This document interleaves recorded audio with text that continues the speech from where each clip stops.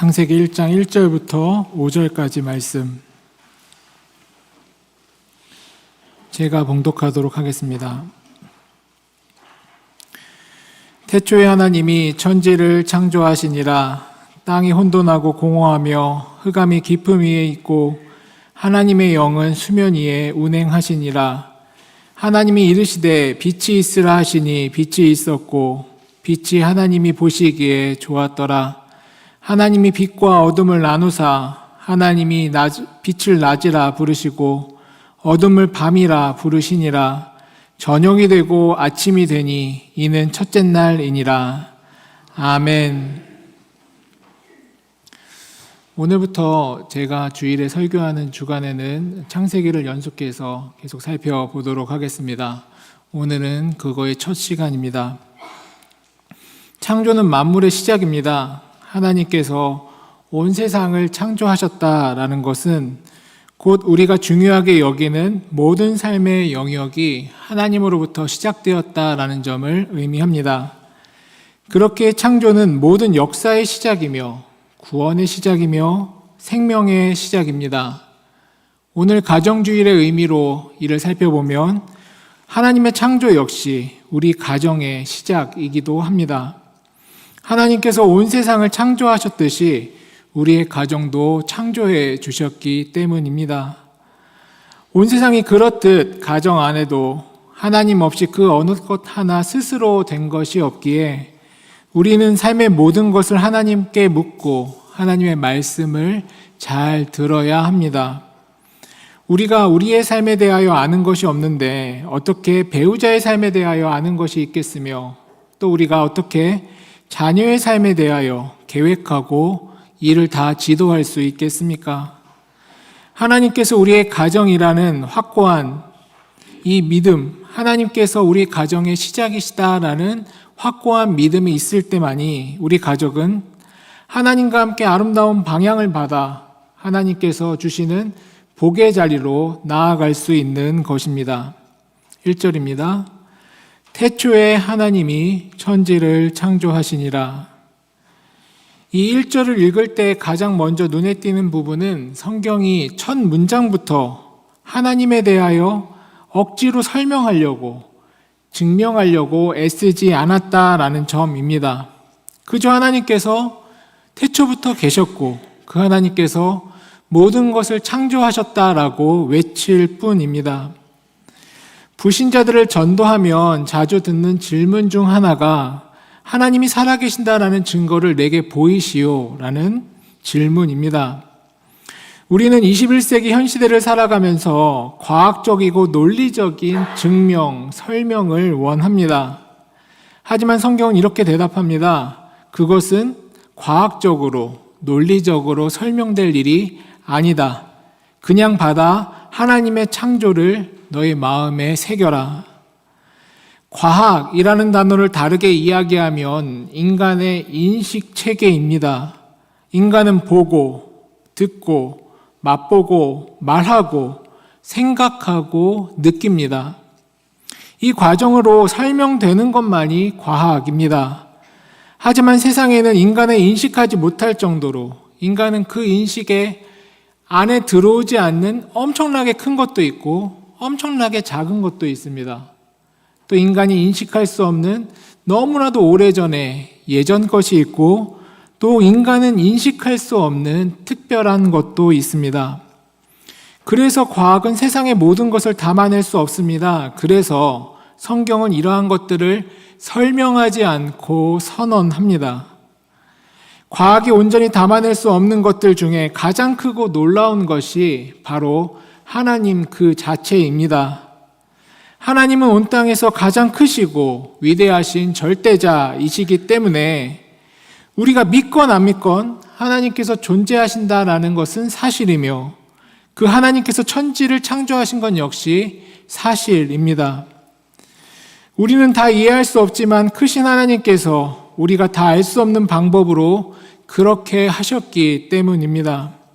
다시 말해 창세기 1장 1절의 이 선언을 믿으면 우리는 성경 전체를 통해 나타나는 하나님의 구원 역사를 다 믿을 수 있지만 이 성경의 첫 단추인 창세기 1장 1절을 거부하면 성경 전체는 한낱 허구에 불과하게 됩니다. 그러한 점에서 창세기 1장 1절은 기독교 신앙의 크고 튼튼한 문이 됩니다. 많은 사람들이 창세기 1장 1절의 문을 넘어서지 못합니다. 왜? 하나님이 천지를 창조하셨다라는 사실을 받아들이지, 믿지 못하는 것일까요? 그것은 내 인생의 주인이 내가 되고 싶은 마음 때문입니다. 하나님이 없다면 그냥 다 우연히 생겨났고 내 인생의 주인은 당연히 나이기에 내 맘대로 하면 되는데, 하나님이 천지를 창조하셨다고 하면 하나님이라는 온 세상의 주인이 계시고 나라는 존재의 주인 또한 하나님이 되시니 하나님 자체가 불편해지는 것입니다. 그런데 이러한 불편함이 우리를 살립니다. 이 불편함 없이 그냥 내 멋대로 내 편한 대로 살다 보면 우리 모두는 반드시 죽게 될 것입니다. 그래서 성경은 타협 없이 선포합니다. 하나님이 태초부터 계셨고 그 하나님께서 천지를 창조하셨느니라. 여기서 창조하셨다라는 단어, 히브리 동사 바라는 성경 전체를 통틀어 오직 하나님만이 사용하실 수 있는 단어였습니다. 근데 성경뿐만 아니라 사실 세상에 있어서도 그렇지 않습니까? 창조라는 말은 사실 하나님만 쓰실 수 있는 단어입니다. 인간이 창조라고 하여도 그 창조는 이미 존재하는 재료를 이리저리 조합해서 만들거나 변형, 제작한 것에 불과하기 때문입니다. 인간은 그저 하나님께서 만드신 나무를 베어서 의자를 만들었을 뿐이고, 인간은 그저 하나님께서 만드신 철을 녹여 자동차를 만들었을 뿐입니다. 그러나 하나님의 창조는 이와 전혀 다릅니다. 하나님의 창조는 완전히 없었던 무에서 모든 것이 있는 유로 바꾸신 진짜 창조이기 때문입니다. 하나님께서는 어떠한 재료나 외부의 도움의 필요 없이 오직 하나님 자신의 말씀으로만 온 세상을 완전히 창조하셨습니다. 이 사실이 오늘을 살아가는 우리들에게, 특히 가정을 책임지고 있는 이 땅의 남편과 아내들에게 큰 위로가 되는 말씀입니다. 우리는 가정 안에서 그리고 일터에서 끊임없이 무언가를 창조해 내어야 한다라는 압박감에 시달립니다. 각 가정의 남편으로서, 아내로서 서로 좋은 것을 창조해 내야 된다. 부모로서 자녀들을 위해 좋은 환경을 내 힘으로 만들어 내야 한다. 이러한 무거운 압박감을 가지고 살고 있는 것입니다. 그래서 내가 실패하면 우리 가정의 미래가 무너질 것 같은 불안감에 밤잠을 설치기도 하는 것이죠. 그러나 창세기 1장 1절은 우리에게 설득하지 않고 그저 담대하게 선언합니다. 너희 가정을 책임지는 존재는 남편과 아내가 아니다. 오직 나 하나님의 몫이다. 성경은 피조물인 우리가 삶을 향한 우리의 주권을 하나님께 온전히 드릴 때, 내 인생의 주인이 내가 아니라 우리 가정의 주인이 내가 아님을 하나님께 온전히 올려드릴 때 그제서야 비로소 자유가 찾아온다라고 설명합니다. 그렇게 아무것도 보이지 않는 막막한 현실 속에서도 모든 것을 창조하시는 하나님을 의지하고 그분께 기도하면 닫힌 문이 열리게 되는 것이고, 또 없는 문까지 새롭게 창조하셔서 그 문을 여셔서 우리를 끄집어내 우리를 생명의 길로 인도하시는 분이 하나님이시다라는 점을 성경은 선언합니다. 우리가 스스로 창조주가 되려고 하는 이 헛된 시도, 이 무거운 짐을 이제 내려놓고 우리가 피조물입니다라고 이 하나님의 피조물의 자리로 내려올 때 비로소 우리 가정에, 내 인생에 참된 평안이 찾아오게 되는 것입니다. 2절입니다. 땅이 혼돈하고 공허하며 흑암이 깊음 위에 있고 하나님의 영은 수면 위에 운행하시니라. 그렇게 창조된 온 세상에 대해 성경은 어떻게 묘사합니까? 땅이 혼돈하고 공허하였다라고 말합니다. 이 단어를 듣자마자 생각나는 그 모든 것, 우리가 일상에서 느끼는 혼돈, 공허는 이미 질서가 잡혀 있는 상태에서의 혼돈, 이미 질서가 있었고 이 세상을 하나님께서 다 만드신 뒤에 공허, 허무함에 불과합니다. 근데 창세기에서 말하는 혼돈과 공허함은 처음 그 무엇도 살 수 없었던 무형의 상태, 그 안이 하나도 채워지지 않는 텅 비어있는 상태를 의미합니다. 우리는 단 한 번도 경험해보지 못했고 우리는 머릿속으로도 그려지지 않는 상태입니다. 이것은 다른 문화의 창조 신화처럼 신들이 전쟁을 벌이며 피비린내 나는 전투 끝에 세상을 만들어냈다.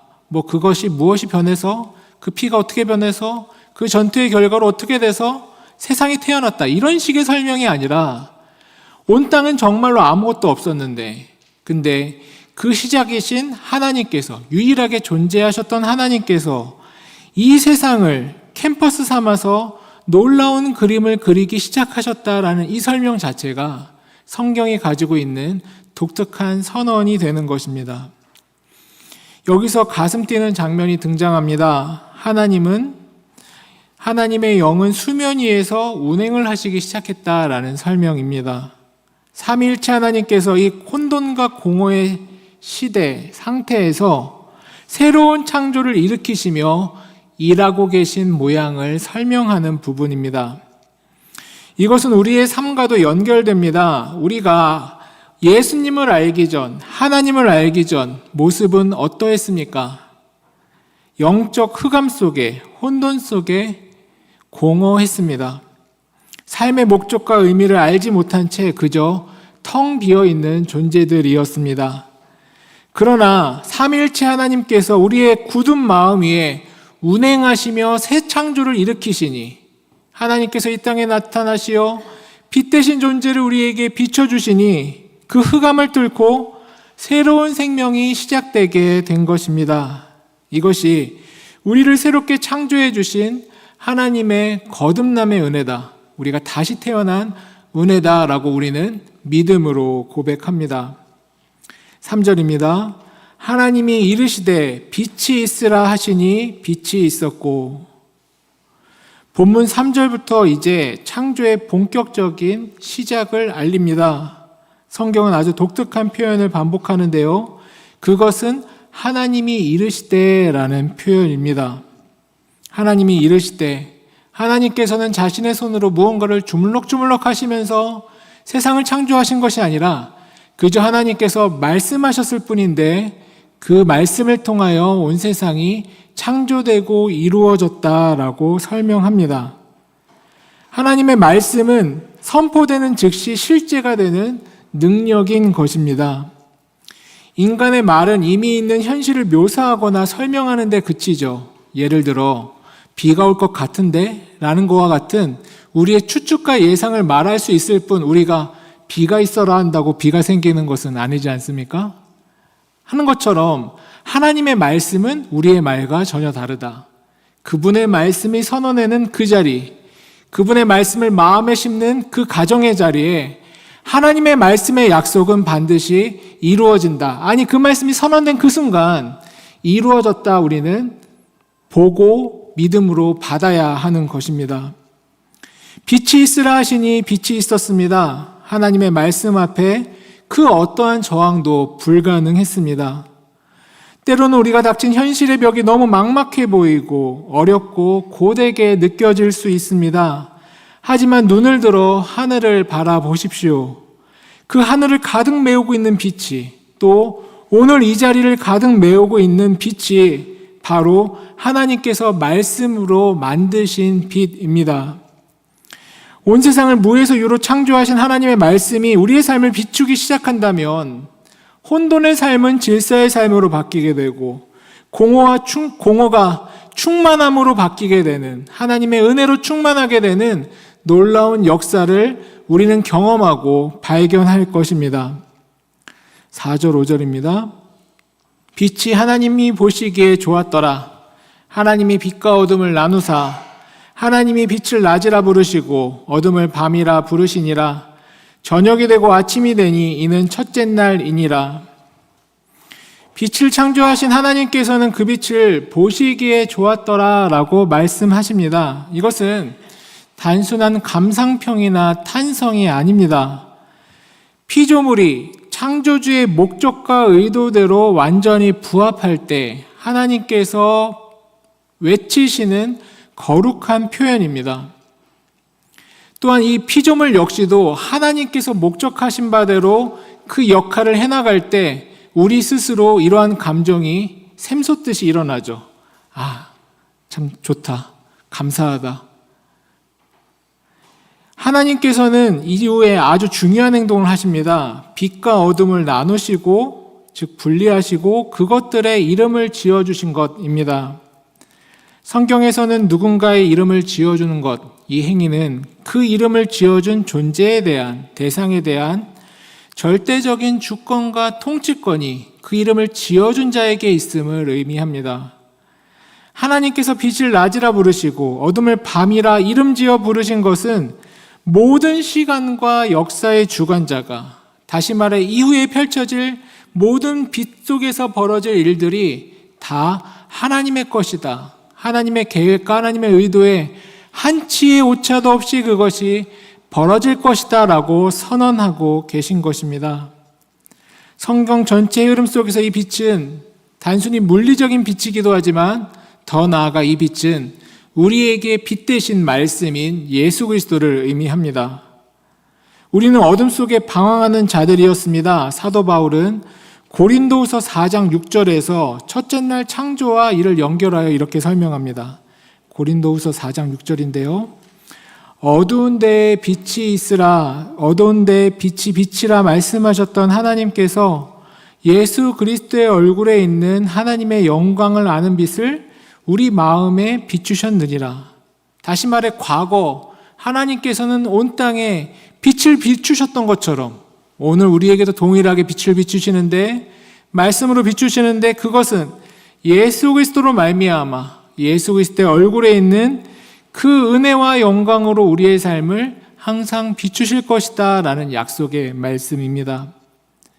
태초에 우주의 어둠을 찢고 빛을 창조하신 그 하나님께서 죄악으로 어두워진 우리의 마음에 예수님이라는 빛을 새롭게 창조해 주신 것입니다. 사랑하는 성도님들, 하나님께서 온 우주를 창조하셨고 그분이 만물의 주인이시라는 이 창조신앙은 오늘 우리의 삶과 우리의 가정을 이끄는 우리의 무거운 짐 앞에 유일한 위로가 되는 말씀입니다. 온 세상 무엇이 우리의 삶을 책임질 수 있습니까?